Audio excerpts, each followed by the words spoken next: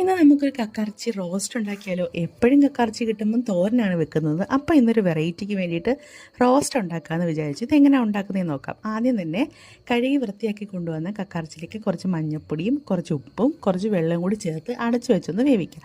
ഈ വെള്ളം പറ്റി വരുന്ന പരുവമാണ് ഇതിൻ്റെ വേവ്.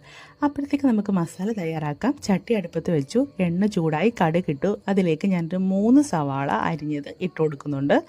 കൂടെ തന്നെ 2 പച്ചമുളകും, ഇതിനോടൊപ്പം തന്നെ ഇഞ്ചി വെളുത്തുള്ളി ചതച്ചതും ഇട്ട് കൊടുക്കുന്നുണ്ട്. ഇതെല്ലാം കൂടി ഇട്ട് ഒന്ന് വാടാൻ വേണ്ടിയിട്ട് അടച്ചു വെക്കുക.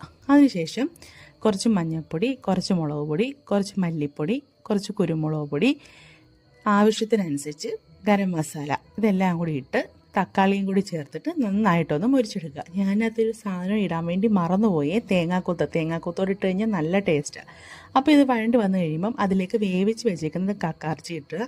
കക്കറച്ചി ഇട്ടതിന് ശേഷം തീ കുറച്ച് വെച്ച് നന്നായിട്ട് മുരിച്ചെടുക്കുക. അത് ലാസ്റ്റ് ഈ ഒരു രീതിയിൽ വരും, നല്ലൊരു കളറൊക്കെ ആയിട്ട്. അപ്പം നല്ലോണം ഇളക്കി, തീ കുറച്ച് ഇളക്കി ഈ പരുവത്തിന് എടുക്കുക. നല്ല ടേസ്റ്റായിട്ടോ കഴിക്കാൻ വേണ്ടിയിട്ട്. എല്ലാവരും ഒന്ന്